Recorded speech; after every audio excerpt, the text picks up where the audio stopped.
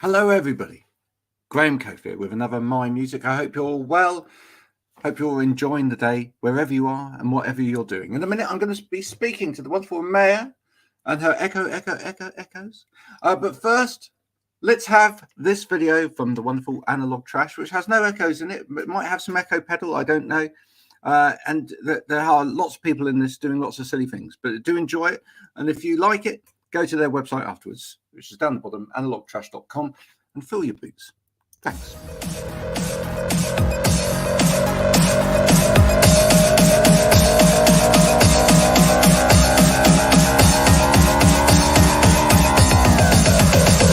Keep on, don't stop.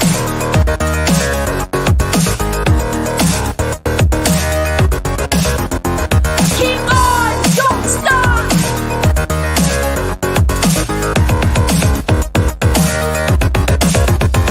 Keep on, don't stop.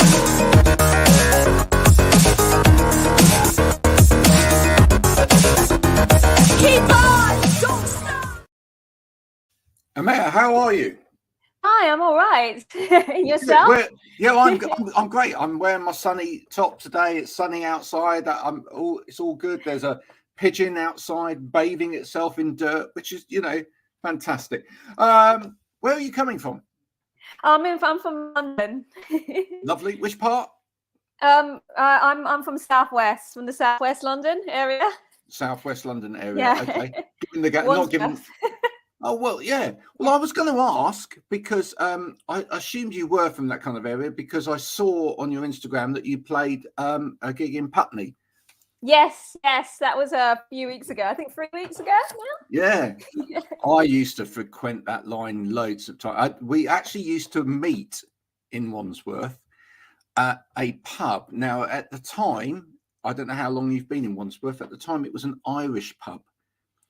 And it was on a corner, and there was a classic car place just along from it as well, and it was near the triangle, which is a set of offices. Do you know where I'm talking about? Not quite, but I've just moved into the area. Oh, right. I'm just trying to get my head around the area as well. because and I don't know whether it's still there, but there was a film studio in Wandsworth. I've heard of it, but I don't know. Big film studio right in the middle of. You go round that big roundabout that you go round. It was right. Yeah. There's always a lot of traffic jam in this area. That's what I found out. Yeah. It's better to walk, to be honest. In Wandsworth, to be honest, or get on a bus. No, maybe not a bus, but just walk. Just walk, because otherwise you get stuck on a bus, and then this weather awful. So, tell me, let's deal with the name thing first, okay? Because and the echoes. Obviously, when I think of echoes, I think of two things straight away.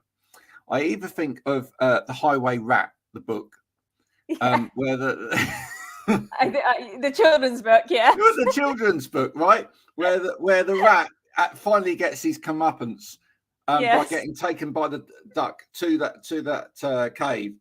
And the duck very cleverly, I think it's a duck or a goose, uses the echo to fool the rat into going in to find the treasure, and actually then coming out the other side and ending up working in a bakery or something. Or I think of Pink Floyd's album Echoes. So where's the reference Echoes come from? So basically, like originally I was a solo artist, Amaya.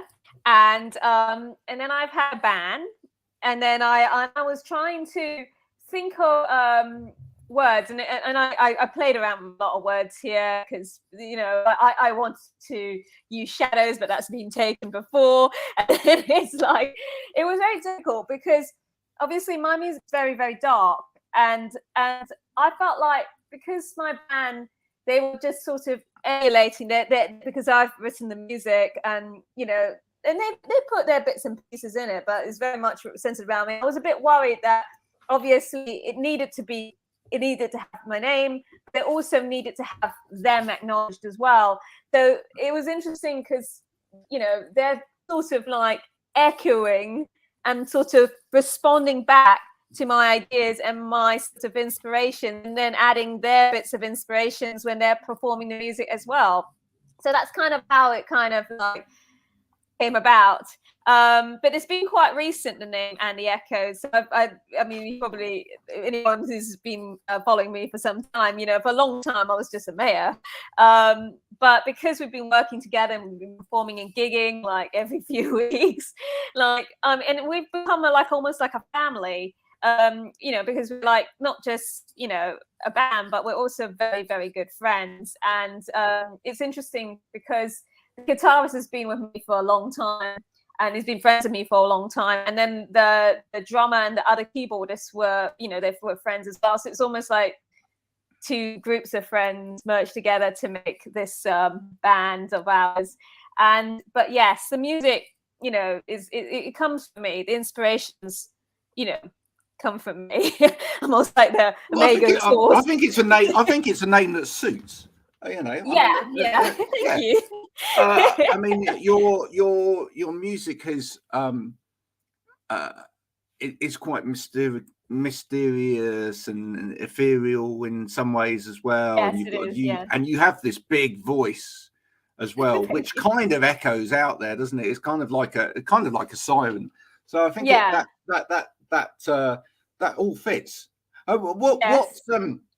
What made you go that route musically? What I mean, obviously you discover you have a voice and you know how your voice sounds, but what made you kind of take that route? It was interesting there because I originally I wasn't a singer. I just liked writing music, and I was a bit of a nerd at school. This band cabinets. I played the violin. I played piano. You know, I'm classically trained at all these grade 8s and what's not. It's very nerdy of me. I think, you know, I liked writing music, and I think that's where all the orchestral sounds and what's not comes in. And I think it's interesting. You know, it just kind of manifested itself, and then obviously I did like grade 8 singing before and what's not, so I did classical singing before, and I kind of like saw how it all kind of manifested itself.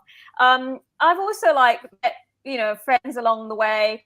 You know, I'm going to special shout out here. Obviously, you got Paul, who produced music, you know, from Black Orchid Empire. Shout out.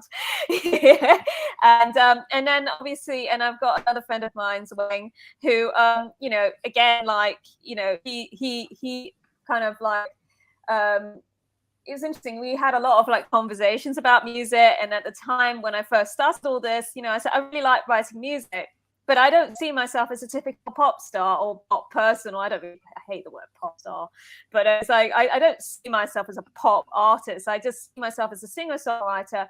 I want to write about issues that I'm passionate about.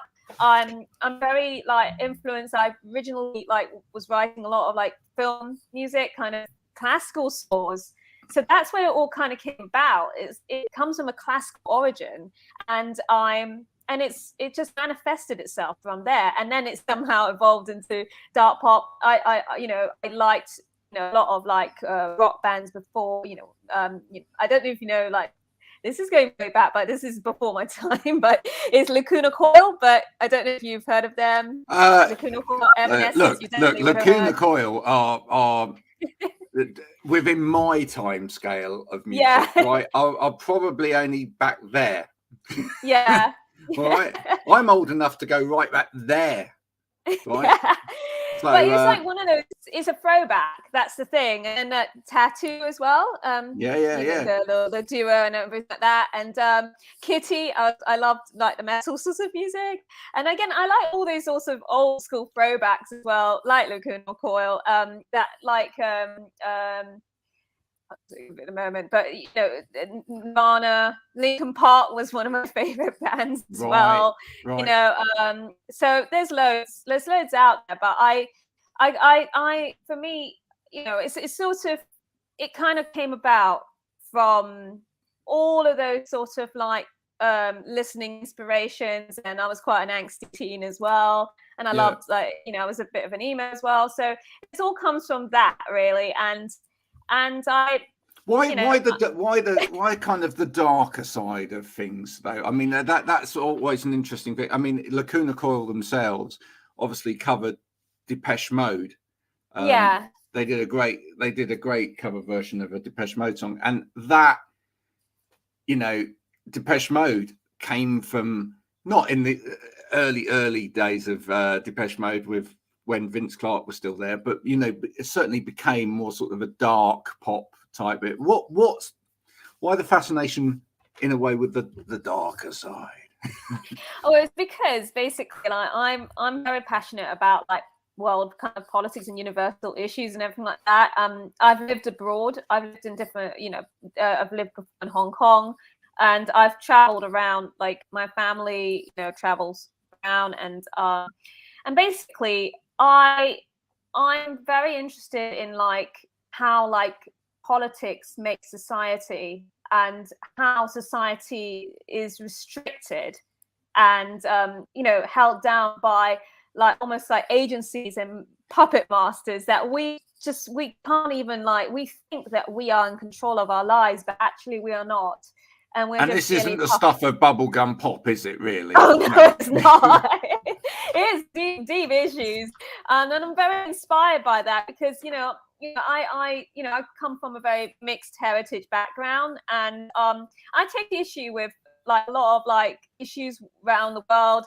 I consider myself, I don't want to say using loosely feminist, but I don't want to use those terms because obviously that's such a broad term and there's so many like denominations of what that entire means. But I there's a lot of issues out there that I feel like I wanted to like sing about and talk about, addressing like marginal communities issues and also issues that generally affect everybody, so like The Fall, is about climate change, and we are so out of control here, but there's nothing, we can do our bit, but ultimately it's a lot of it is determined by authorities that we have absolutely no control over. And in a sense, it's a reflection of when everything sort of ends, when everything's like desolation, what then?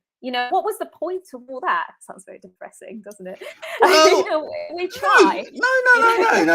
Look, in a way, you're following a heritage of protest singers, songwriters as well. Yes. Yeah, of people that have got a cause that they want to stand up for, or something to say about what's wrong within society. And I mean that that goes back to the likes of Dylan and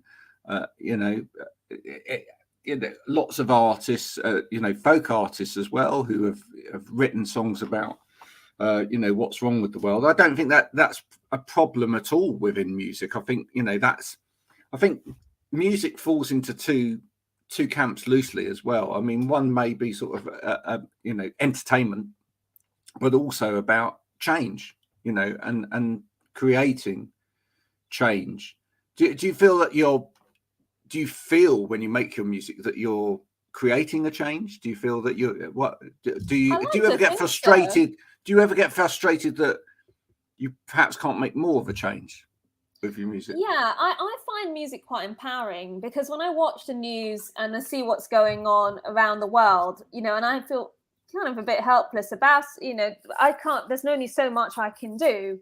I find it quite empowering rather than me ranting on about politics with my friends and what's not. So I do have a bit of a habit of doing that. I'd rather just, get it out in songs and, get out and get my voice heard through music because people tend to engage with that. When I write the lyrics, I don't explicitly say what I'm talking about. I leave it up to interpretation what what they mean, although I've kind of dropped the ball with the ball, but I mean it's quite obvious with The Fall what The Fall's about. But the other songs, I always think that everything's like universal issues. So all my problems with certain places and countries and places I've been to, I don't think those issues are just in those countries alone. I think those issues are prevalent in all countries. We think about like, some of these call it, authoritarian states, you know, and we think about the problems that they have there. And of course, we're very fortunate to be living in a so-called democracy. But you know, there's only so much choice we have, and also, you know, the further down the social ladder you go, the less choice you have. So it's a bit of a farce that, you know, we have a democracy, and it's like, well, what options have we got? We don't like anybody here, because none of them really address the real problems here, or address the real universal issues that are going on in this country and in many other countries, you know. But luckily, we're fortunate in this country to be able to sing about it or speak about it without being, you know, persecuted. Whereas a lot of countries out there, if you say something or sing something or anything like that, you can easily just be put away and disappear, really. And the thing is, actually, ultimately, the two things can sit together perfectly okay as well anyway. I mean, I was flicking through Instagram the other day and came across a wonderful old clip of Paul Heaton, where he'd been asked to talk after the demise of Margaret Thatcher about the demise of Margaret Thatcher, and you know, very cleverly gave a very cleverly sort of set of worded answers in terms of, you know, why people might not be upset about the whole situation. You know, and there's a man that's, you know, written a huge amount of, we'll call them pop songs, you know, but certainly as part of his career has been incredibly political as well, and that's actually written a lot of songs that have, you know, talked about inequality and injustice, etc. I think the two things can sit together very easily indeed. Who are the kind of people that are coming along to see Amaya and the Echoes at the moment? Friends and family, some people from social media. And you know, people from previous like gigs who like my music, and any angsty people, any people who like sort of emo music as well. You know, yeah. I mean, I think about like the audience, like I would watch, I don't want to sound too egocentric, but like if I had a band, you know, and I was watching someone similar to me, I would go and see them, and I have. So, yeah. You know, I'm very much, you know, as I said before, like influenced by, you know, with Evanescence and what's not. But it's not just them. You know, there's many other people like Aura. I don't know if you've heard of her, Aura, but she's relatively quite new. But you know, and FJORA, Ruel. You know, I also listen to lots of other different types of music as well. Like I went to see like Janelle Monáe, you got Janet Jackson, you know, there's so many different types of music, and all these music, like they all overlap with each other, you know. Just because I like certain types of music, or what kind of music that I play is a certain genre, doesn't mean that I can't take sort of inspiration from other types of musics as well. If you were gathering together a group of people to, you know, a group of musicians to play at an evening, yes, would you prefer to gather together, you know, musicians who potentially were of the same kind of musical sound as you, or would you prefer to gather together a group of people who you felt were maybe had a cause and maybe had something to actually say? I think you can work both ways, actually. Okay. Because I think, like, so for instance, I've got my next gigs on the 22nd of June. This coming Thursday. Just a little plug out there. Yeah, Where is it? Where is it? 22nd of June. Yeah, but where? Yes. Oh, the Water Rats. Sorry, we lost you there for a minute.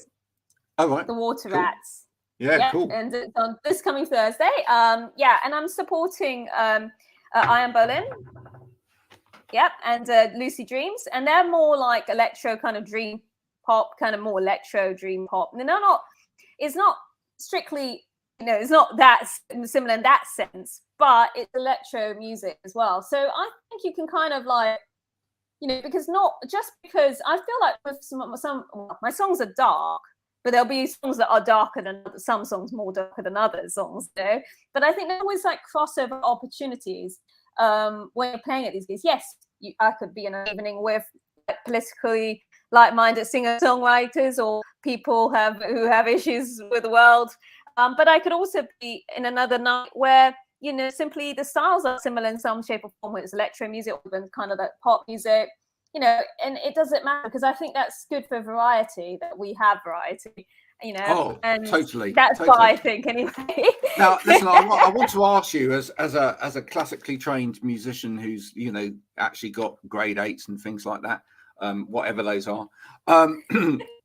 Now, we have a number of different musicians come across the door here, and some of them are musicians that would never have ever been able, well, or wouldn't want to have gone that route, or, you know, would have struggled with the discipline that comes with that route, because there's a lot of discipline that comes with actually passing grades and exams and all of that sort of thing, you know. And some of them will have just learnt by ear, or just, you know, and if you're someone like me, you play lots of different chords on the guitar and don't even know what they are, but which some people might struggle with the concept of that.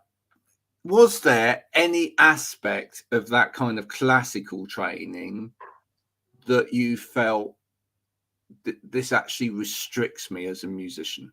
Yes, definitely. Right. Especially when I was playing with the band. I think there's I think with classical music, they teach you to read by the book, you see.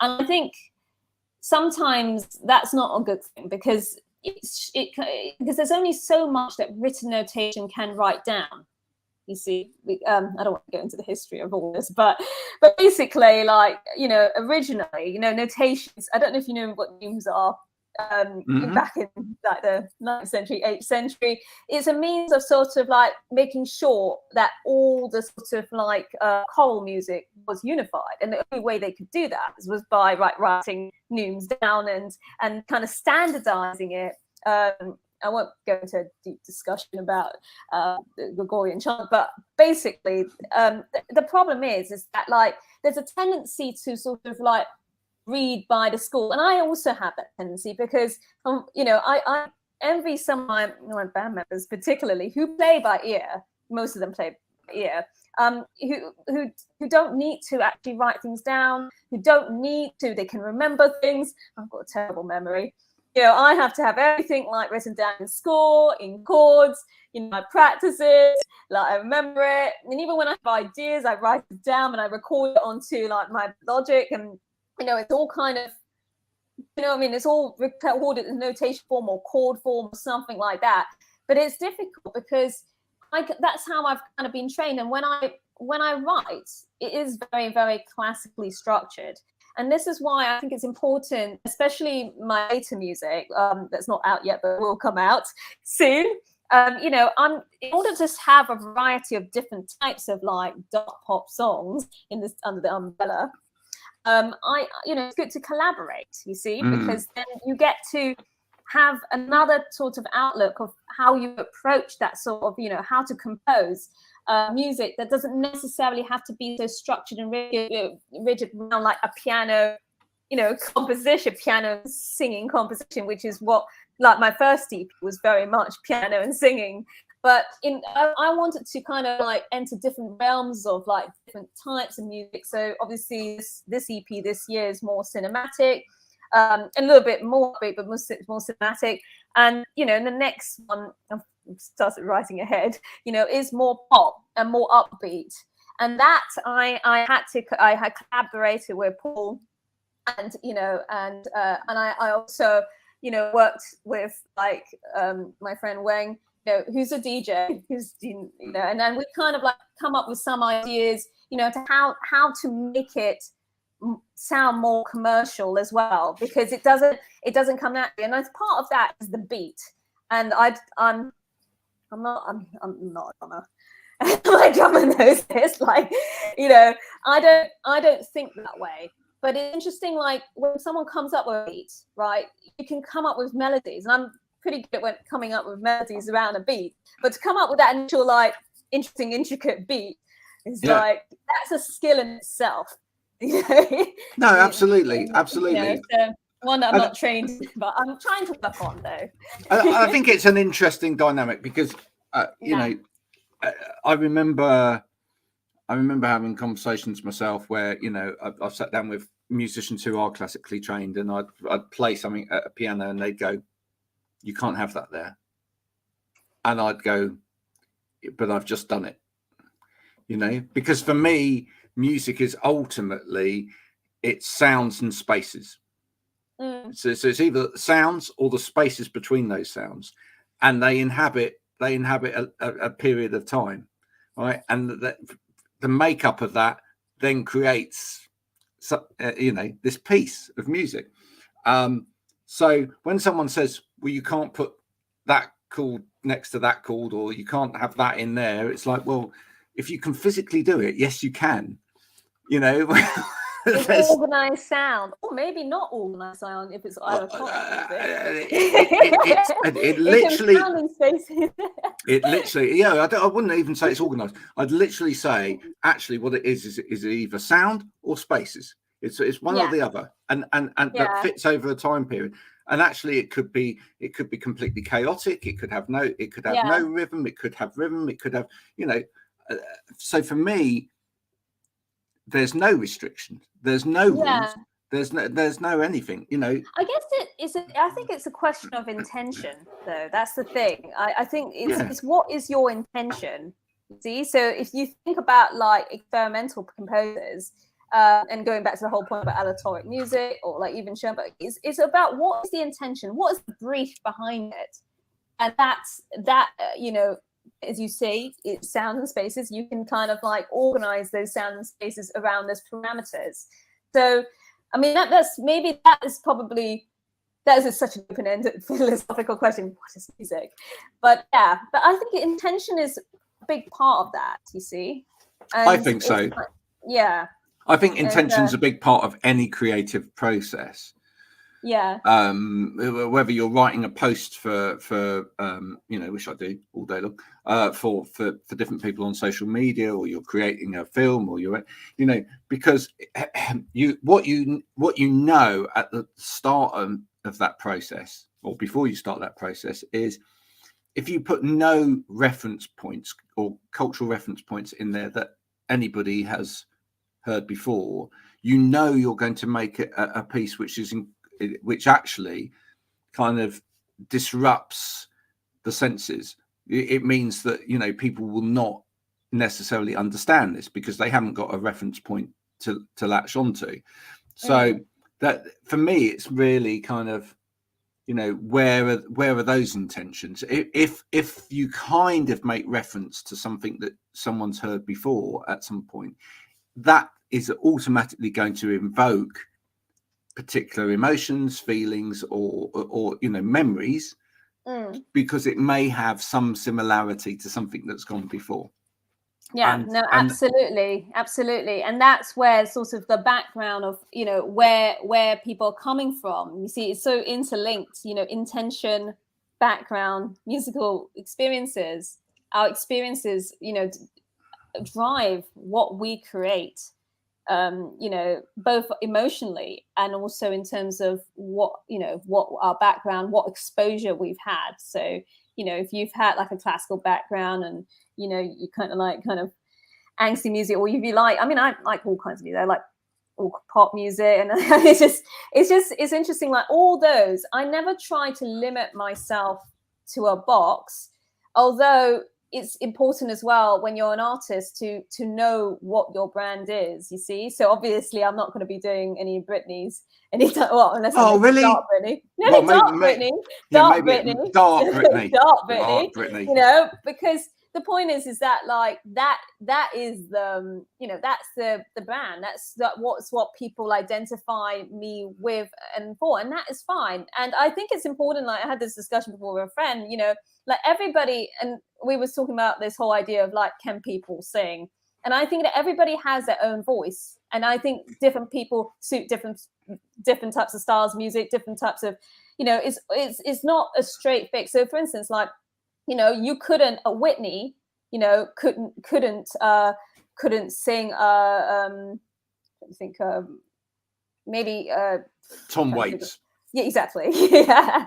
So they just couldn't. They could, but it won't be what people want. Even though Whitney, Tom Waits couldn't do Whitney. He couldn't Whitney do Tom Waits. It just wouldn't work. No, because one person is the focus and the intention is focusing on the sort of almost the technical perfection of being able to sing scales, etc., and all of that sort of thing, and you know, that creating that soul, that kind of clean soul sound. And the other one is trying to draw out a sound of sort of, you know, pain and conflict and, you know, almost misery in the voice, and, you know, with that kind of gravelly kind of, you know, almost I'm chained up to a wall type of voice. And that's great, isn't it? That's the great thing. I mean, actually, I've mentioned it a few times on this program, but I'll mention it again because we've just had that conversation. A great book on this is Tracy Thorn's book about singing. If people haven't read it, go and read it. It's fantastic. And she talks about that. And part of it, she talks about almost anti-singers. There are some singers out there who are, in a way, anti-singers. That if you listen to their voices, technically, you would say that they probably can't sing. But in a way, what they do with their voice suits the music, suits the situation. And that is... that's just as important, that we have those artists. Yes, and I think as well, part of growing up as an artist is knowing what suits your voice and what works with you, you see. And I'm not going to try and pretend that I'm something that I'm not, you know, and I'm not going to say like, oh yeah, you know, I'm really, really good singer. You're not going to be a Christina Aguilera. No, and I never intended to be anyway. You know, no. I think that's what the point is. I think I sound good with what I want to, what I intended to put out there for everyone, and it's my story. It's everybody's story. Well, people, whoever can relate to the story, it's basically evoking that feeling of like, you know, how I feel from the songs that I am singing, you know, and that's basically what it is with singing and writing music, is that you want to convey what you really truly feel inside, but you can't necessarily do it. Or you could, but I'm not really that kind of person. We're very, very glad that you're not. Now, Maya, it's been an absolute pleasure talking to you today. Before you leave, don't forget, everybody, Amaya is playing the Water Rats later this week, so do get your tickets for that. Where can they get tickets? Just directly. I can send you the link. It's an Eventbrite link. If you follow my page, there's links on there. You can actually, you know, click on the link and you can get your tickets there to go there. And that's a beautiful thing. That's a beautiful thing. And the headliner is coming all the way from Austria. So they don't actually yodel. That was just me, but so he's coming all the way from there, and you know, and then Ian Boleyn, she's like a really, really good artist, a very established act. So again, you got an amazing lineup there as well. So you can see us live at the Water Rats on Thursday, the 22nd of June. On the 22nd of June, although the headline act from Austria has said that if enough of you turn up, they will do some yodeling for you. Right. Live on stage at the Water Rats, as never heard before. Tell us very quickly before you go about the Fall as well. When's that at? How do people do that? Get hold of that now. So the Fall came out yesterday. Yesterday. Woo! Yes, you can download the Fall. Unless you're watching this a week from now, in which case it came out then, back there. So Thursday, the 15th of June. There you go. Yes. So please, if you've not ever checked that out, please do. You know, get on the old Spotify and all of the other malarkeys, and stream it and listen to it. Add it to your playlist. Enjoy. And this has been Amaya and the Echoes. Thank you so much for coming in today. Thank you for joining us. Thank you. Please do go and check out the artists that are on this program, because that's what it's all about. Your music listening might be quite narrow at the moment. You might think that you're eclectic in your taste, but trust me, most people that I bump into, actually, when I say, do you have an eclectic taste in music, and then they tell me the 3 artists that they like, haven't. So do check out people that come on here, because The world is so much better when you have a lot of different music in it. This has been Graham Cave with Never Mind Music. This has been Amaya and the Echoes. Thank you. Bye for now. Thank you. Thank you so much.